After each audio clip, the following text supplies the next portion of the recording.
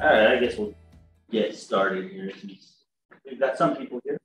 So today we are, you didn't hear yesterday, you weren't here yesterday. I am training, I'm doing the teaching today for Amy. She is on a leadership fundamentals class with the rest of the leadership team. And so your penance will be ended today and you'll have her back on Monday. But we'll get started here. I'm not the greatest at this, so we're kind of hanging in a little bit. So today we're talking about prospecting. Wait, so there's no class tomorrow? Tomorrow's Friday. All right, so no classes on Friday? Yeah, I don't think we have classes on Friday. And then we are moving the other office to its new location on Friday. So none of us will be here tomorrow. But you're more than welcome to come in and just hang out. Where's the contract? I believe so. I think that's what we need to do now. So. Is that on, like a Zoom class? Or? Yeah. Okay, got it. And then will we be having the zero to cappers productivity meetings tomorrow? Yes, I will be doing that Zoom at 3 o'clock. Okay. So I'll be doing it on my phone. But yeah, we'll definitely be doing that. Most everyone missed it last week. That's okay. We didn't really talk about it because literally no one was in the office. I tried to promote it as much as I could, but that kind of failed a little bit. I'm gonna miss the. I have a student. It's all good. Yeah, we'll as we move forward with it, we'll try to figure out if there's a better time. Just kind of pick a big part. Just kind of an easy time. That's a prime time. Yeah, no worries. So prospecting. Yeah. A little bit for what we talked about yesterday was growing our business and running our business, the difference between them. You know, lead generating buyers and sellers and growing your business. You're making seller listing presentations, getting those listings, making buyer presentations, being real estate. So that was going to the vacant houses that are in the MLS, checking them out, learning about them, what the difference between a $300,000 home and a $1 million home looks like, and the things that would be in those that you wouldn't normally see in the other one. More a little bit about the run your business, which is the minutia of day-to-day stuff that sometimes we focus on way too much, which doesn't make our business grow, doesn't provide that because you don't get business that way. But you're going to be market seller listings. Yeah. You're going to be showing buyers houses, negotiating some contracts, hopefully, transaction management to closing. And again, that's when I brought out SP and enhanced transactions. How about not stressing out about that stuff, because that can definitely be one of those things that pull your hair out because it's so big. Vendor management, again, vendor management is going to be more along the lines of all your inspectors and setting that kind of stuff up. And of course, setting our goals, things that we want to reach daily, weekly, monthly, yearly, those kinds of things. And then compliance, attending training. You guys are here, so that's good. And managing your money. I can't help you with that. Nor would I try. So yeah. I'm trying. Click over here. Click over here. I'm trying. Keep going to the right. There you go. Click. Yeah, there we go. So we are, again, going to be talking about prospecting and how that works, lead generation. Let's do it again. Hold on.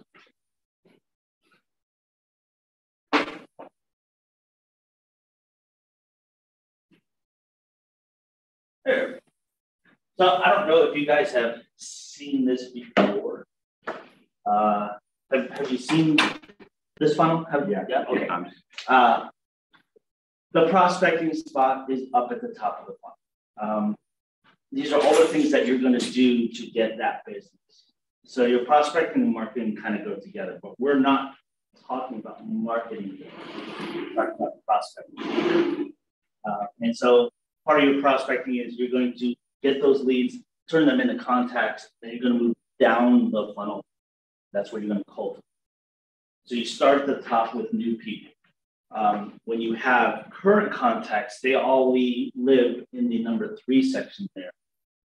And they cycle back through continuously. New people come in for a cycle, and then they cycle. They come in, go through the entire funnel, and then they cycle back to the contact section. Your current contacts, your sphere, the people that you've done business with, do the same circle, but they never come in the first time because they're already part of your contact list. So it's kind of showing it here a little bit of the timeline and how it works. So you have your lead generation, your database, and your sales pipeline. These are always going to be separate from the ones at the top. Once you have them in the sales pipeline at that point, that's when you go and find more people, because those people will eventually work their way through. Go back looking for more people once they're in the pipeline, so you can continue that pipeline and keep that pipeline full so business is consistent. Because once you get a person in a contract, you're pretty much done with them. It's going to go. Whether it's going to go good or bad, it's going to go. Now you need to find someone to replace that person that's in contract. So keep continuing business. So there's a couple things here. I'm not too sure on this yet. So you're talking about a specific message to work with specific people in a specific market here, essentially.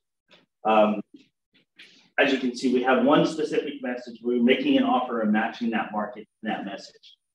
And then you have a target audience for your market. So we're not looking for anyone that can't afford $1 million home. Why are we marketing to those specific people? No, we can't. If it's a horse farm, why are we marketing to someone who wants to live in the area or downtown Zach? We don't want to market towards those people because it's not going to. You got to know your market conditions as well. They're always changing. We try to update you as much as we can.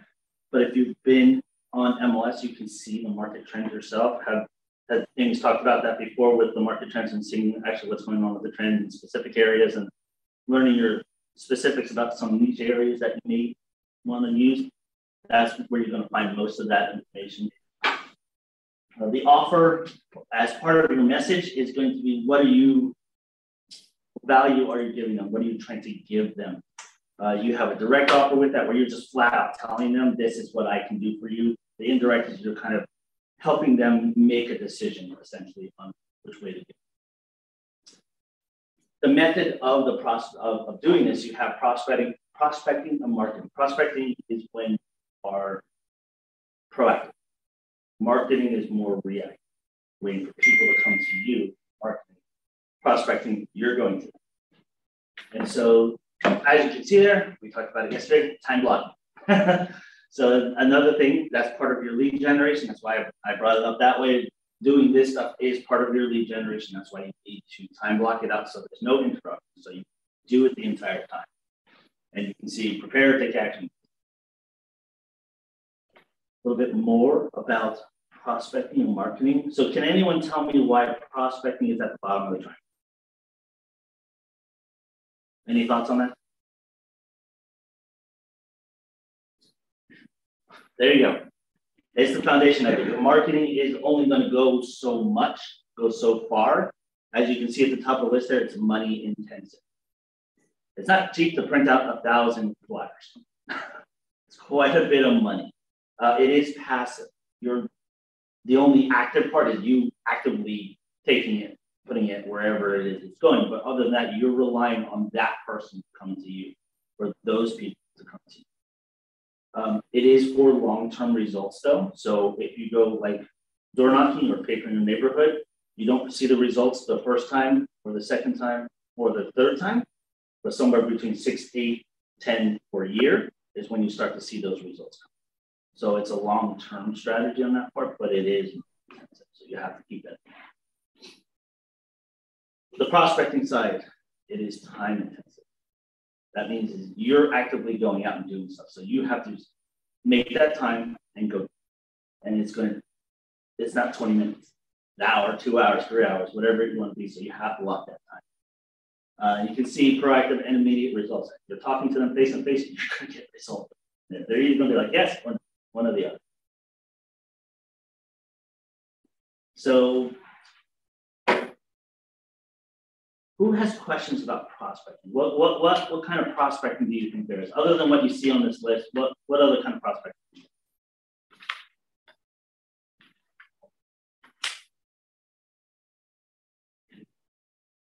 I don't know. because I don't have experience, in my mind, I feel like you should be targeting two places. You should be targeting places that you already have rapport with, community that you already have rapport. Mm-hmm. But I feel like I should be targeting people that are in a place that I'm trying to get to. Also, like So, grow, like people, like in my mind, that means investors who are already doing real estate and trying to get into. How would you get in front of them? Where do you think you would find this? Well, I can tell you just for me personally how I'm doing it is I feel like, for example, my landlord is a successful realtor. His dad started their dynasty. He carried it on. So I called him yesterday. I said, I have somebody that wants to rent one of your places. He said, that's great. Thanks for getting in touch. I said, by the way, if you have anything, there's any favors I can do for you? He knows I'm interested. He said, so if there's any favors I can do for you, or feel like there's anything that I would benefit from and you would benefit from, please let me know because I'm interested. I need to learn. So then he can present me to his sphere. Yeah. Which is so I was just going to say, what you could do eventually is talk to them and say, hey, look, I would love to meet some real estate investors, some better stuff, and see if maybe I can do some kind of presentation in front of them or talk to them one-on-one or something like that. That is one way. That's basically a networking type prospect. Another thing is when you teach music stuff, right? Are kids, I'm timing that, everybody. Everyone? 5 to 7. So that's also another spot too. That's the timing. Yeah. No, absolutely. I agree with you on that, but I'm just saying that's another spot where you can do prospects essentially. It's still kind of more networking essentially, but it's still a way to do it. So there's a couple things up here. We've got listings without agency. There's going to be like your for sales by owners, any expired or cancels that you find on MLS, that kind of stuff. For sale by owners sometimes show up on like Zillow and Realtor. They'll show for sale by owner essentially. You can go and get paid for lists of those too, but that is the money portion of it. So that doesn't always not always for a new agent, not always the easiest way to do because it does cost money. Circle prospecting, that's basically what we were talking about with papering neighborhoods, apartment complexes, talking to recently sold listings to see if they have anyone that they know that may want to sell. Recently listed properties, again, that's another one of those where they may know someone in the neighborhood or family. Now they're excited about where they're at right now in the stage. They're starting or they're finished already. So they still have that excitement about the entire process. Community outreach, charity and volunteer work. Can never go wrong with those things. Just helping people out in general usually brings in a lot of people to come talk to you. Volunteer work, that's just part of our culture here. I mean, we're all about charity. So that's just a given. And your key relationships. This is kind of what we were going over with you. You have a relationship with your landlord. That's one. Maybe you guys know people that are, in this case, in construction. You can definitely talk to them. They will probably know quite a few people. If you have any relationships with banks or any other kind of company or anything. If you go to a local coffee shop all the time and they know who you are by name, ask them, hey, can I put something up? Can I hold an event here? What can I do? That type of stuff. Teaching and speaking. I'm doing it now. The first-time buyer seminars, really great way to do it. You can get quite a few people in at one large time. Diana Nash here at this office is actually holding hers. I don't know if it's Friday or if it's next week. I can't remember off the top of my head, but she's doing a first-time home buyer seminar here in the office. She's done them before. She gets quite a few people in. It's definitely something you can do. You can rent. I don't want to say rent because you don't pay for it, but you rent out the training room for X amount of time on a specific day. You just talk to Sam, she'll scribble it down, and you come in and do your event. As long as there's no conflicts with using the training room, good to go. So you have a place to actually do event right here, and it's free to you. So definitely think about those types of things. Meals, self-explanatory.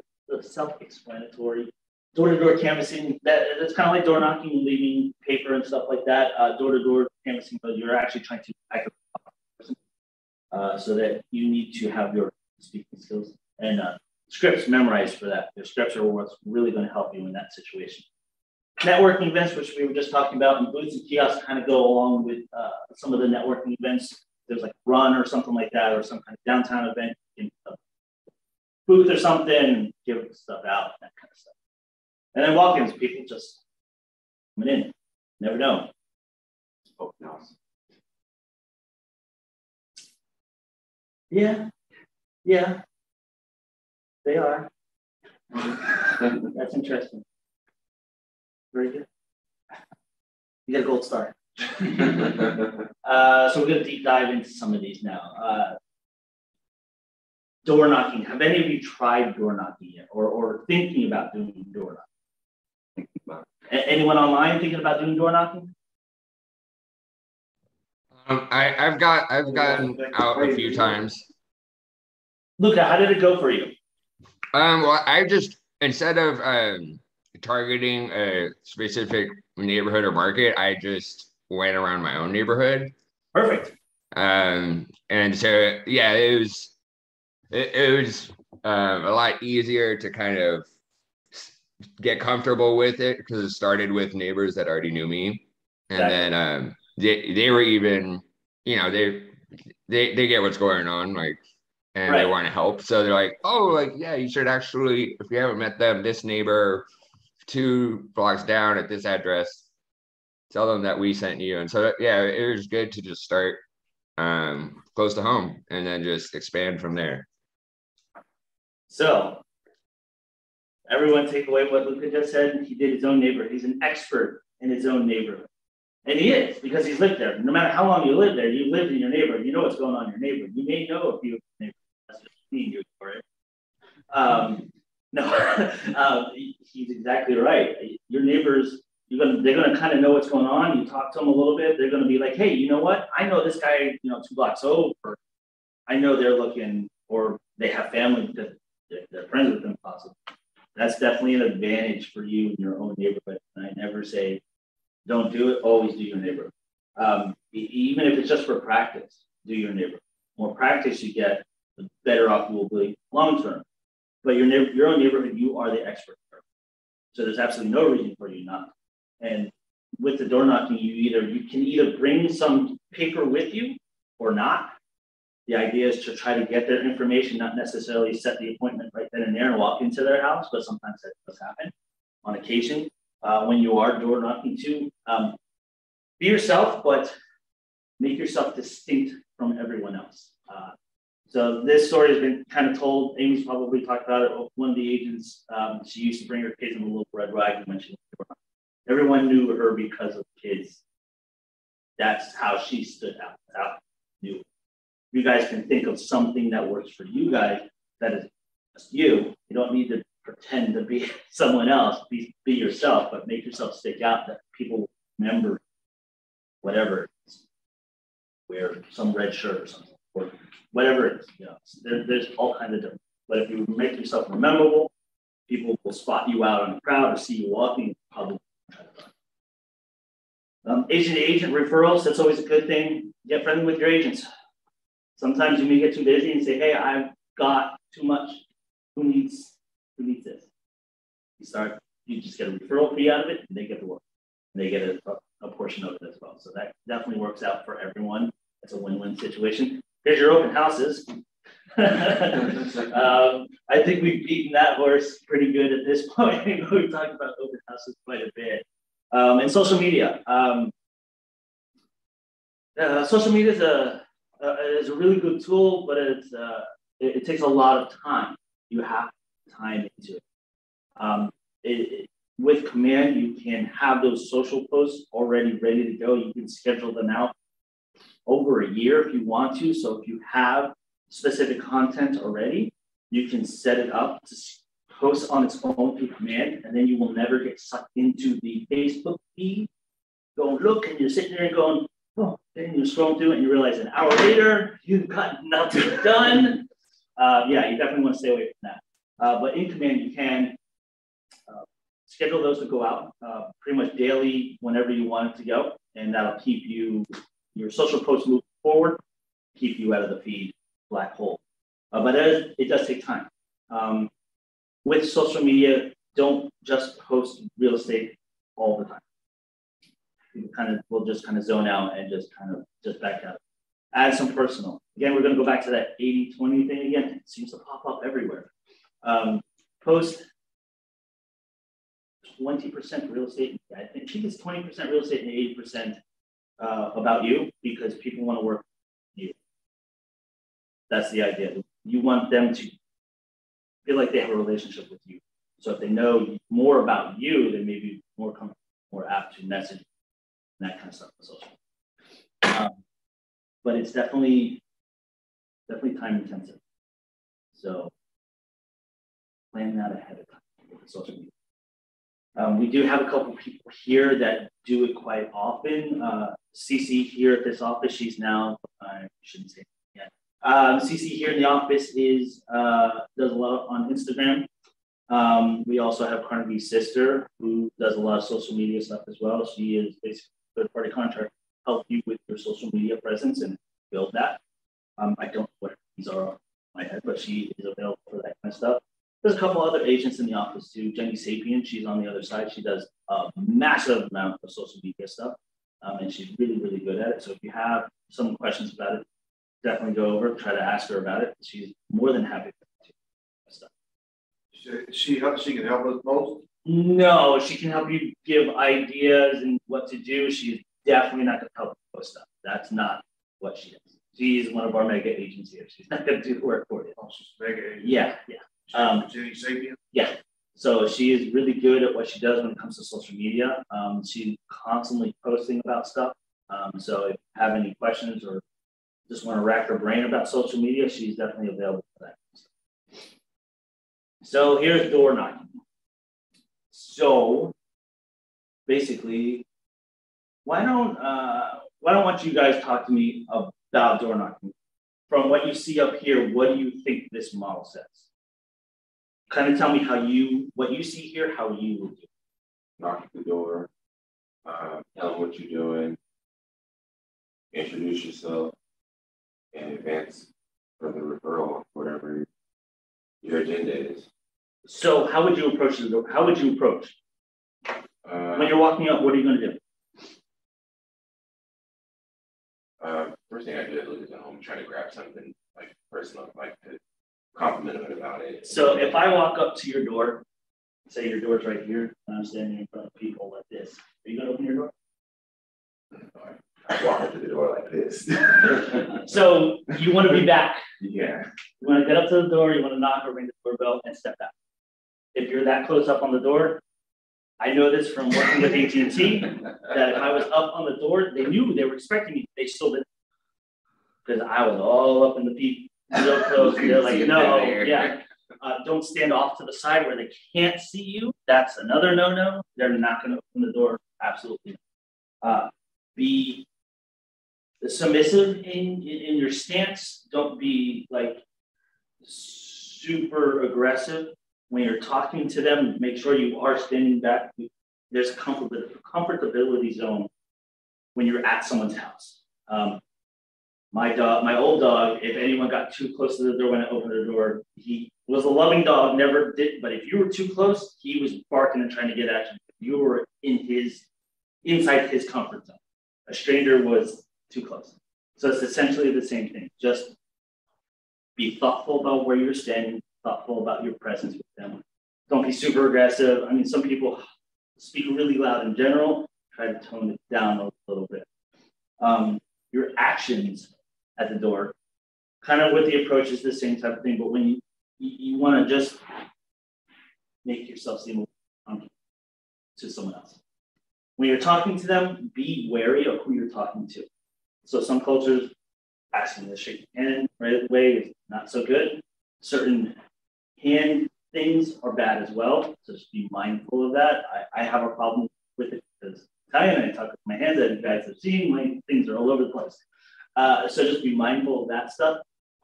And then just don't push yourself too hard to get inside. You don't necessarily need to get inside. You just want to make your presence known.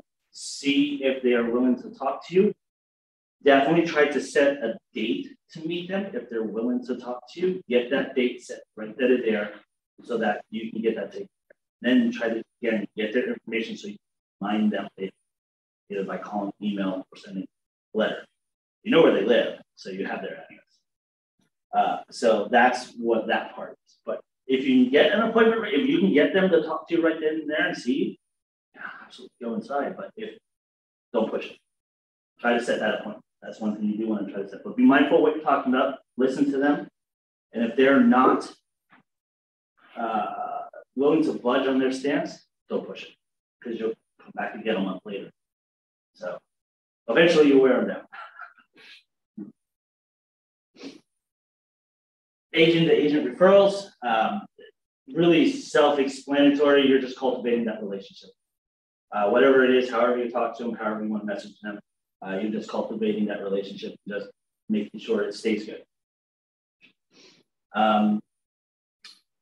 I have not gone over this with most of you because as a new agent, this is one of those things that we really didn't push, but you have referrals after command. You can find referrals anywhere in the country. You can look up specific agents in specific regions all through here and send those referrals, and then they also can send referrals back to you as well. This is basically like social media for realtors, for KW realtors, essentially.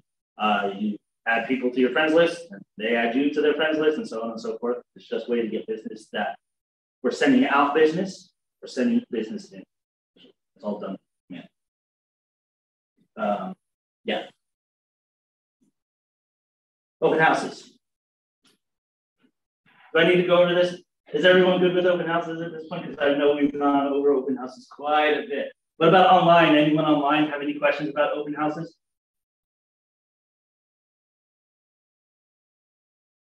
All right. Adding contacts. So again, this is one of the things that I've gone over with you guys as well during your new agent orientation. I'm sure Amy's talked about it quite a bit as well, is adding the contacts to your command database.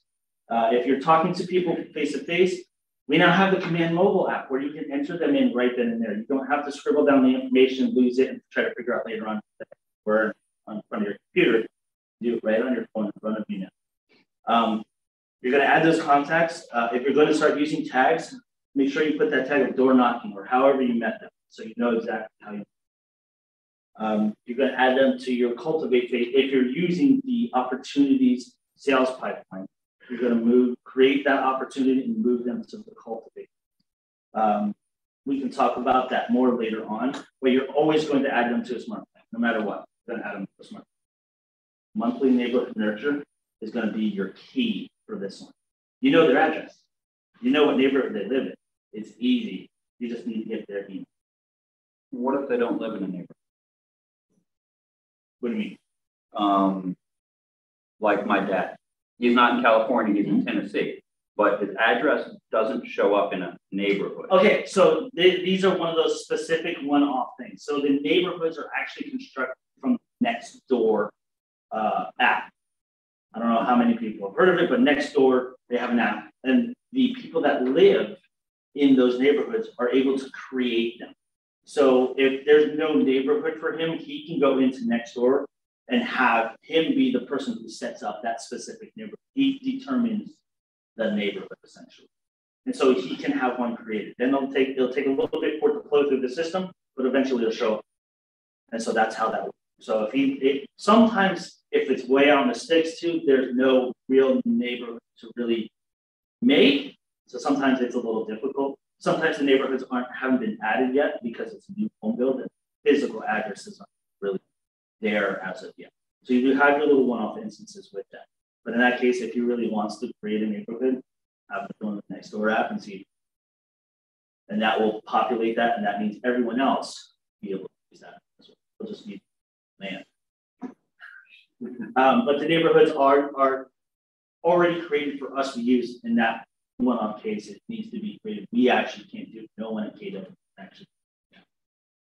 So just be wary of that. But most areas that we're door knocking, it's going to be a set neighborhood because it's established. You're already there. There are a few, sometimes apartment complexes are in a neighborhood, not in a neighborhood.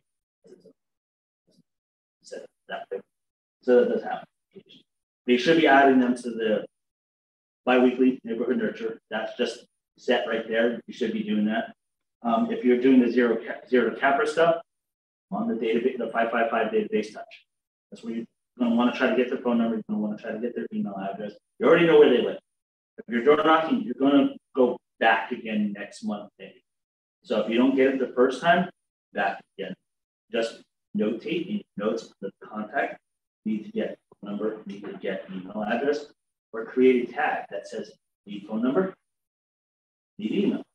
And this way you don't have to look at the notes as you're going through. Oh, okay, this is that neighbor. This way you don't have to remember it's there. And once you get that phone number, remove that tag. Phone number, get email, that email, good. Does anyone have any questions about that?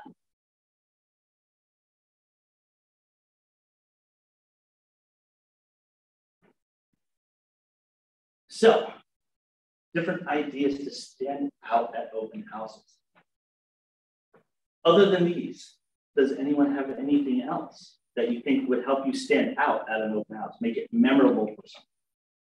Or just be memorable to see in an ad or a flyer that you're handing out to other people in the neighborhood?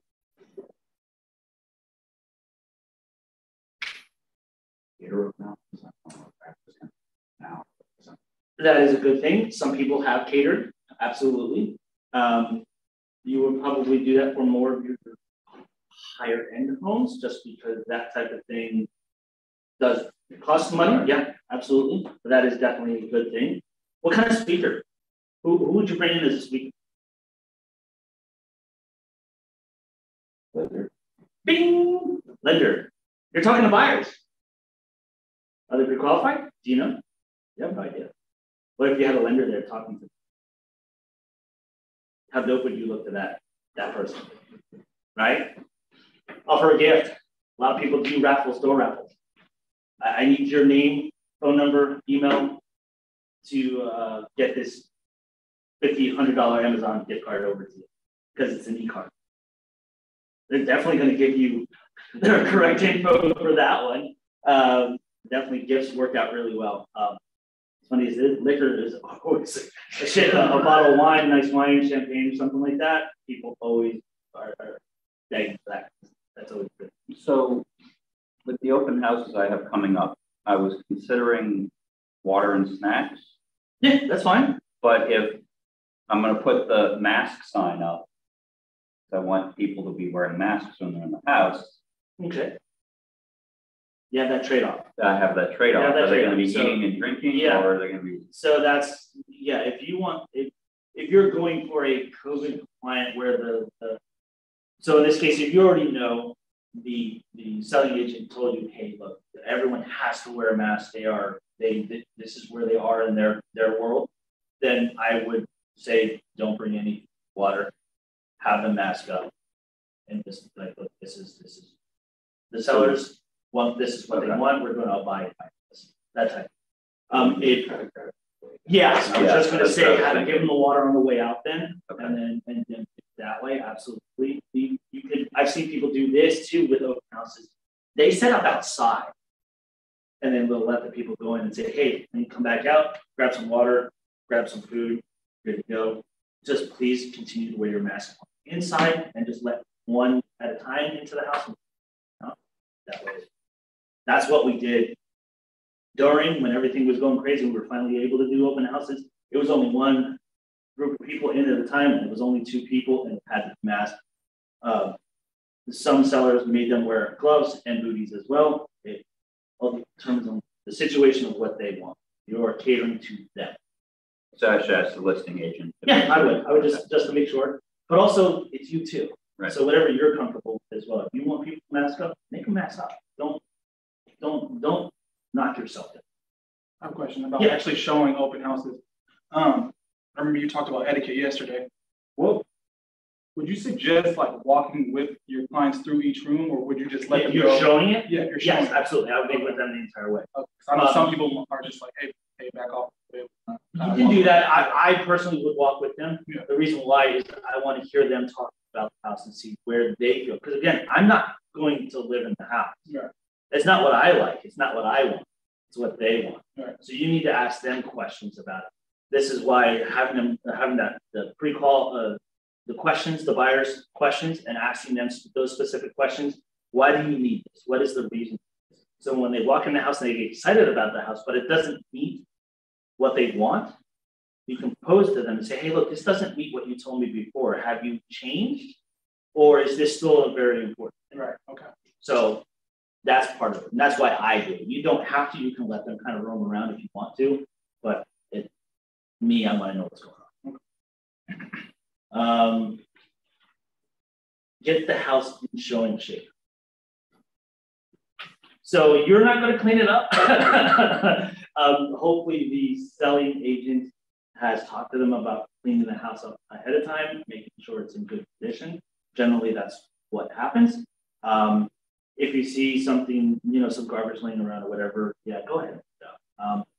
Just make sure the house stays clean. Also keep an eye on what's going on as well. It's not your house, yeah, make sure busting stuff up, that kind of stuff. So just try to keep a visual eye. Don't be overbearing, but just try to keep a visual eye of what's going on. After someone leaves, do a circle around the house just to make sure it's good in between people, depending on the situation. So is it common to have multiple groups of people in an open house? Non-COVID time, absolutely. You would, during the spring and summer, you will have quite a few people walking through. Non-COVID, everyone was just there. COVID came, open houses shut down. We finally got back to open houses, and then there was a line outside going down the street. There were no houses, and everyone would go back to open houses. And there was only one group of people at a time, and it was like 2 people. That was it. Bring like brothers, sisters, aunts, uncles, third generation kids and stuff. Yeah, no, that was just literally 2 people, 3 if you counted the buyers. Now you'll get multiple people in, but I think everyone's kind of come to, there's too many people in the house, I'm kind of just going to sit outside. I think that's just now become a learned response at this point. But do whatever's comfortable with you, but always clear with the seller's agent. What do the sellers want? Just make sure you know. Going forward. Going live. Facebook Live. Always a good thing. Some people just don't want to show up. They don't care. They're just not going to show up. Going live gives them the ability to see the house, promote the open house on your Facebook page or your Instagram page beforehand, letting people know, hey, I'm going to go live at this time on this day. Try to do it before you let people in. And this way you can kind of walk around the house freely without people in the way and that kind of stuff. And show the house. You could also do it while people are at the house too, just showing how busy the open house is. So how many people are coming in to check out this awesome house. Definitely can promote yourself that way. And social media. With it, make sure the sellers are okay with you promoting it on Facebook. It's just to cover yourself, just in case. Some people are kind of hazy about that. Let's see the inside of the house. Free. Oh my God, I got this stuff. Just be mindful of that. And there it is, 20%. I was right, 20% business, 80% personal. Yeah, people want to know you. They don't really care. They do care about what you know, what you can do, but they want to know about you because they're going to work with you because they like you. They're going to work with you because you have a certain aura about yourself, or whatever. So you want them to see you. Be yourself. I'm a big dork. I talk about Star Wars stuff all the time. That's just the way I am. I'm not gonna change. So, but I definitely post stuff about market trends. Any articles that I do think are super important for people to remember. Ryan Lindquist, he is a local appraiser here in Sacramento. He's got his blog. He's more than happy to let you use his stuff. Just make sure you tag him in it and give him his props because it is his stuff. He makes all sorts of charts and graphs that you can just grab and post. They are super smart. Like, there's no way I have the time or patience to come up with this stuff that he's done. You can find him on Facebook and Instagram. He has his own blog. He's a Sacramento appraisal blog. So now we're taking action and develop your plan. So what's your takeaway from this? What do you think? You don't have to do everything. There you go. You don't have to do everything. 3 to 5, roughly. You guys are new agents. Don't spread yourself thin across the board. You're not gonna get enough that. Plus, as you can see, once you get up to 5, you really don't see a benefit from the rest of them. It's really, really low. But your first 3, that's pretty good. I don't know if we saw anything that did one method was supreme. There isn't. No. It's case by case basis. Was that? So it's what works for you? Yes. This works for you. You may be great at door knocking, but you may be horrible at open house. Why would you go do open houses if you're great at vice versa or something else? You'll find you already know your specifics. You already know who you are and what you're capable of doing. There are definitely things that we're kind of afraid of. We were talking about yesterday, making the phone calls and that kind of stuff. You know, that's just a barrier that we put up. That you may actually be really good at phone calls. You just have that, whatever that fear is. You just got to get past that fear. But there are other things where, I'm good at talking to people that I know or I have a common interest with them. But if you put me in a party, this is me. I'm literally in the corner. I don't want to. I just don't want to do. That's always the way I've been. So for me, going to those types of, yeah. What about like them thinking that like analysis is going to take an entire day, right? So the question is time, amount of time, as a deciding factor. Door knocking is a time-intensive thing. You're going to have your setup time, so you're going to have that time there. You're going to have time where you should be papering the neighborhood, so you're going to have to put that time out. That's usually not the same day. Usually do it the day before, a couple days before, so you got to take that time out. When you're there, you're doing 2, 3, 4 hours, however long they have it set up for, and then you're going to have like 3 or 4 hours after to do your follow-up. You should be following up the same day with. That's what I'm saying, though. It seems like, prep for hosting an open house requires a lot of time and some of the other methods. Am I correct? Or it can be. Absolutely, can be. Absolutely. Your door knocking, usually you're going to get low amount of interest right off the bat. It's a long-term investment into that. That's the trade-off. That's your trade-off. You're probably going to get more business right up front with houses because those people have already raised my hand because I'm going to knock the camera off, but they raised their hand and said, I'm ready to do something right now. Whether they're at the beginning or they're currently involved in it, they've raised their hand and said, I want to do real estate. Door knocking, they've not raised their hand. So it's a give or take. Everything with prospecting is situational. And you just got to decide which ones work best for you. Facebook ads are long-term as well. So you'll get the occasional, I'm ready to do business right now, but most of them are, I have no idea. I just kind of saw the house. It sounds like open house referrals might be.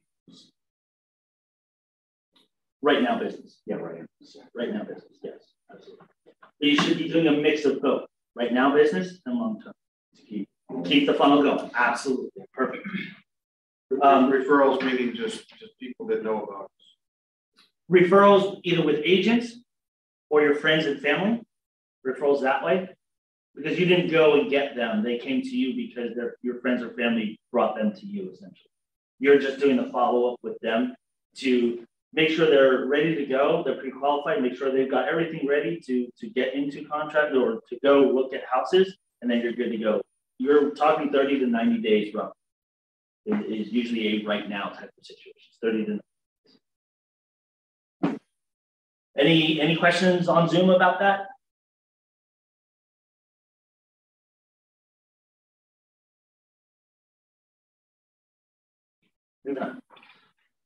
So here's a little list of taking action to developing your plan. As you can see, you've got a list of stuff. You're going to prioritize your list on what you think is top for you.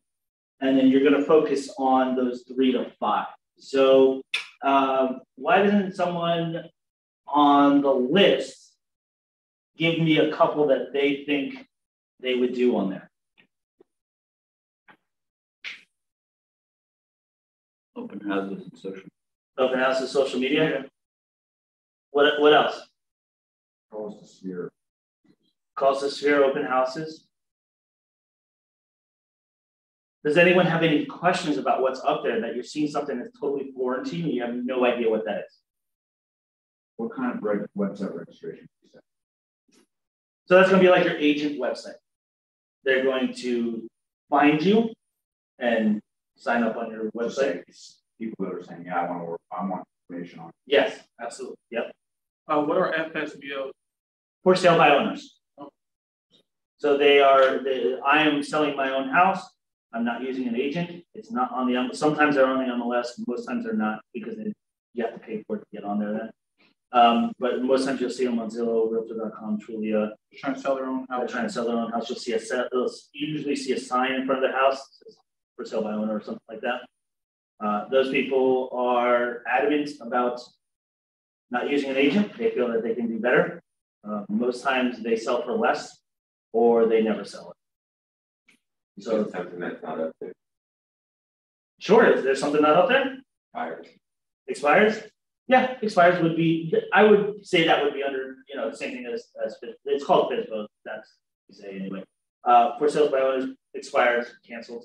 All three of those would be roughly the same thing. You're going to talk to them differently because they're three different situations, but roughly they are the same. So yeah, expired and canceled. Cancellations are definitely something else you can do in there that you can definitely add those to the list.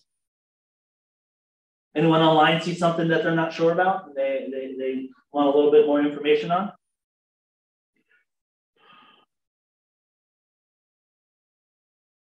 It's not. Everyone's a pro. So moving on to the next section, you said open houses and social media. How would you? So just pick two more from the list. Yeah, just for now, just two more. Okay. Yeah, four. Door knocking and agent referrals. Okay, so then you would take that list, that four, and prioritize which is the number one that you are definitely doing. I am definitely doing this no matter what. List them down. Wonderful. Open houses, social media, door knocking. There you go. So that's essentially what you do. You would obviously make more of a list, a larger list in this case, not just four. So if I've done all my open houses, then I move to the next. Not necessarily that. You're going to focus on 3 to 5 sources for lead prospecting for lead generation. You're going to do these at the same time, essentially, but you're going to focus on the top 3, or in this case, they say the top 5. That's going to be your focus. You may end up doing the other ones, but you're not going to focus on. I would say 3. I would focus on the top. Because if you're doing open houses every weekend, you're going to be busy. So I wouldn't go crazy with other stuff. You can do open houses, social media at the same time. You're talking about open houses 2 at the same time. Calling your Sphere 3 at the same time. Hey, did you know I'm doing this open house? Do you have anyone that maybe live in that area? Boom, you've done 3, all with 1 open house. That's kind of the idea. Are some of these like you said, now business? We're not doing that. Now business. I'm saying so you have like doing this for now business and doing this for later business and this for. Absolutely. But it seems like also that you focus on now. Some of that stuff should unfold anyway. Yeah, that's how it sort of. So now business. Anyway. Yeah. So with your door knocking, you may get some now business. It does happen. It doesn't. But don't hedge everything on door knocking for now business. You're going to get that business at some point in door knocking, but here's the funny part about door knocking is you're going to get that. You're going to get a listing, and then the neighbor is like, hey, I want to sell too, or someone down the street, hey, I want to sell too. They come to your open house, they talk to you, now you got another. Or you're handing out your papers, applying for the open house. That's right now. But someone 2, 3, 4 weeks later still has your paper, and they go, you know what? I think it's time. They call you. So you definitely got the now, you got the later, and the later can turn into now. So I feel like I'm in a Mel Brooks movie talking about this right now. But yeah, it's yes, it's situational at best, and sometimes you get now business from. I would focus on 3. My sphere, open houses, and I would do door knocking. And that's actually what I'm going to do door. It's long-term for me that if I can keep that going and just continue doing it, I know business will come. Get tired. Or they'll become so enamored with me and they'll just, you want to do it. Exactly. So yeah, that is that group right there. And that was the focus we were talking about. So we're kind of already ahead of it. We're developing a prospecting plan already. So we're already kind of talking about this. So yeah, kind of really went ahead on that. So let's talk about what you guys learned today. What kind of things popped in your head that, oh my God, I didn't even think about that, or I didn't even know I could do this. Does anyone have anything? You mentioned follow-up after the open house. Trying to figure out how I'm going to work that Saturday and the Sunday showing. Saturday, you're going to do it after, what time is your open house? 11 to 3. Okay, from 3 to Saturday and Sunday. Yep, different 3 to 5, 3 to 6. You're going to do your follow-up. You're going to call. Okay. You're going to try to call the people on your list that you. So they should be signing in somewhere, hopefully, or you're talking to them, getting their information into your phone. And then when the open house is done, if you follow the open house, 0 to Capper open house smart plan in there, you go through your list, you're going to call them, you're going to turn on the open house, activate the open house smart plan, and then start following what that says to do. The first step in that plan, is to call and follow. You should be calling. So I expected to use that time door knocking the Sunday's open house.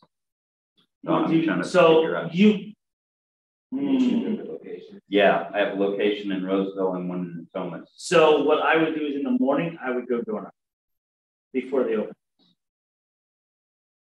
So Friday, I was going to door knock for Saturdays. Perfect, that's fine.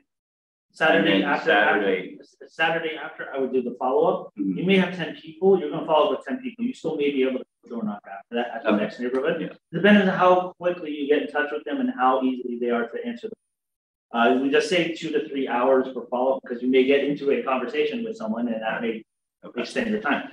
If you find that happens, Sunday morning, go door knock the neighborhoods and go like it.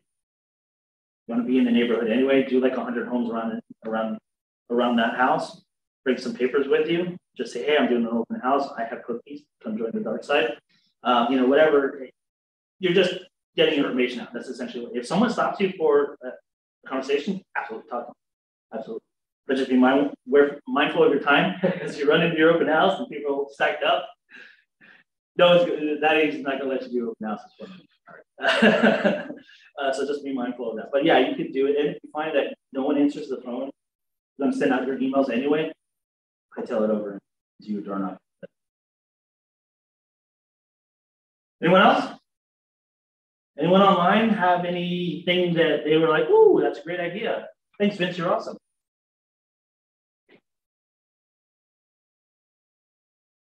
I should have brought alcohol. They wouldn't have gotten in. Oh my God, the screen went black. Oh, there it is. Okay, something wrong with that. I got to figure that out. Yeah. So, daily success habits. We've been talking about. I know Amy's been talking to someone about this. Do your 10 contacts. Add 10 contacts to your database a day, if you can. Try to have those 10 conversations a day. Conversation. They pick up the phone and you actually talk to them face to face. Text message, Facebook Messenger. Those are conversations. Even though they're not face to face, they still count. I have axe murderer handwriting. I've told you all this. I don't hand it. That's just me. And preview homes. Absolutely. You can do that at any time. Those vacant homes are open pretty much anytime. Look them, search them, go to them, plan to go do them, walk through them, learn stuff, take pictures of them. Previewing house is great for social media stuff. Go in, take some pictures, do some video, do a live thing. There's no one in the house. Literally no one in there. Free reign of the house. Talk about the house. You're not selling it, but you can talk about it. Someone may be interested in that particular house. You never know. So definitely do that. I definitely suggest that. Any questions? Did I do okay? Past 2 days have been good so far. I haven't put anyone into a coma or anything. I don't know about on Zoom though. I know Luca was talking to us, so that was good. All right, guys. I'll be hanging around here for a little bit. If you want to talk, especially you guys on Zoom, if you want to talk a little bit more off, we can do that. Otherwise, have fun.